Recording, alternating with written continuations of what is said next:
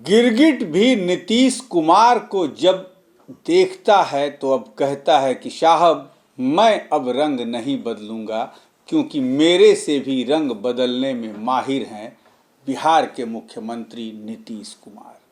जी हाँ, गजब का हमला बोला है। AIMIM के मुखिया हैं असदुद्दीन ओवैसी ने किशनगंज पहुंचे हैं और सीधा हमला उन्होंने नीतीश कुमार पर बोला है और कहा है कि मैंने तो पहली बार जब आया था किशनगंज उसी समय कह दिया था कि नीतीश कुमार पर भरोसा करना मुश्किल है, फिर भी लोगों ने इंडिया गठबंधन बनाया, भरोसा किया और आप देख सकते हैं कि आज नतीजा क्या है। और इसी पर उन्होंने कहा कि नीतीश कुमार से गिरगिट भी आजकल शर्माता है। असदुद्दीन ओवैसी को सुनवाते हैं आपको। मेरे अजीज दोस्तों और बुजुर्गों, मैं आपके दरमियान में आया हूं और मैं आपको फिर से याद दिला रहा हूं कि मैंने 1 साल पहले किशनगंज में आकर इस बात को कहा था कि नीतीश कुमार साथ नहीं रहने वाले हैं, नीतीश कुमार कुलाटी मारेंगे, पलटी मारेंगे। और नीतीश कुमार ने अपने हस्बे आदत और अपनी फितरत के मुताबिक उन्होंने फिर से बिहार की जनता को धोखा दिया।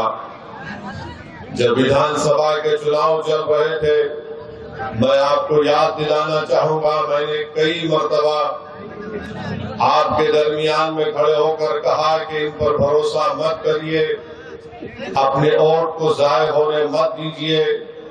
मगर मजलिस के मुखालिफिन हम पर इल्जाम लगाते गए कि असदुद्दीन ओवैसी बी टीम है, असदुद्दीन ओवैसी वोट काटने के लिए आया है। मगर मेरे अजीज दोस्तों और बुजुर्गों, मेरी इज्जतदार माँ और बहनों, मेरे गयूर नौजवानों, बताओ, जब मैं आपसे कह रहा था क्या वो बात आज सच नहीं निकली? जिसको आपने भरोसा कर उसको वोट दिया, उसने एक मर्तबा नहीं कई मर्तबा आप लोगों को ठगा है। आपने सेकुलरिज्म के नाम पर, आपने बीजेपी को रोकने के नाम पर, मोदी को रोकने के नाम पर आपने वोट दिया। मगर बताइए आज आप क्या देख रहे हैं? इल्जाम अख्तरुल ईमान पर लगता है कि अख्तरुल ईमान और असदुद्दीन ओवैसी और आफ्ताब इंजीनियर बिहार में वोट तोड़ने के लिए आए हैं। मैं उनसे पूछना चाह रहा हूं, बताओ आज जिम्मेदार कौन है? आज जिन्होंने आपका वोट लिया और आपको धोखा नहीं दिया बल्कि आपके पीठ में खंजर भोंका, आज जो सबके सब खामोश बैठे हैं, इसका जिम्मेदार न सिर्फ नीतीश कुमार है बल्कि इसका जिम्मेदार तेजस्वी यादव भी है, इसका जिम्मेदार भारत के वजीर आजम नरेंद्र मोदी है। ये तमाम के तमाम तीनों पलटू मास्टर हैं, बोलते एक है और सत्ता के लिए कुछ भी कर जाते हैं। अगर हम चुनाव लड़ते हैं तो हम पर इल्जाम लगा दिया जाता है, मगर आज बिहार में बीजेपी अगर सत्ता में है तो इसका जिम्मेदार न सिर्फ नीतीश कुमार है बल्कि इसका जिम्मेदार तेजस्वी यादव भी है कि आपने आज बिहार की जनता पर बीजेपी को मुसल्लत करके रख दिया।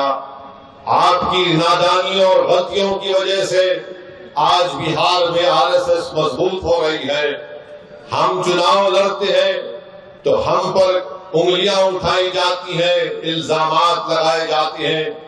मगर बताओ आज बिहार में अगर बीजेपी की सरकार बनती है तो इसका जिम्मेदार क्या अख्तरुल ईमान असदुद्दीन ओवैसी है? हमारे 4 विधायक को इन्होंने तोड़ लिया।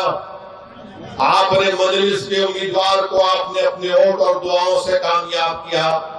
मजलिस के 4 विधायक को तोड़ा, ये बोलकर तोड़ा कि हम बीजेपी को रोकेंगे। बताओ तुमने क्या बीजेपी को रोका?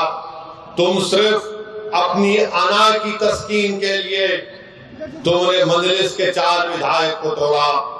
तुम नफरत करते हो कि सीमांचल की सरजमीन से एक गरीब और मजलूमों की एक सियासी लीडरशिप जो बढ़ रही थी, तो तुम ये नहीं चाहते थे कि सीमांचल की जनता से इंसाफ हो। तुम ये जानते थे कि मजलिस ने यहां पर सीमांचल की आवाम में एक सियासी इंकलाब को बर्पा कर दिया। तुम ये नहीं बर्दाश्त कर सकते थे कि सीमांचल की जनता से इंसाफ होगा, उनको उनका हक मिलेगा। तो झूठ बोलकर हमारे 4 विधायक को नीतीश कुमार ने और तेजस्वी ने तोड़ा। अब बताओ वो 4 विधायक की क्या है? ना आपने उन्होंने कहा कि बिहार की आवाम को अब बदलना होगा इस गिरगिट मुख्यमंत्री से। इस शब्द का उन्होंने इस्तेमाल किया है कि इस गिरगिट मुख्यमंत्री से जब तक आप नहीं बचेंगे बिहार का विकास नहीं होगा। खास करके उन्होंने पशपंदा मुसलमान जो होते हैं उनको ये बातें जो है वो समझाई हैं। अब देखना ये होगा कि कोसी क्षेत्र के जिन मुस्लिम बिरादरी को घेरने में, उनके वोट बैंक में सेंध लगाने के लिए ओवैसी ने फिर से दौरा शुरू कर दिया लोकसभा के चुनाव को देखते हुए, वो क्या रंग लाता है इस पर भी नजर रहेगी। आप बने रहिए हमारे साथ।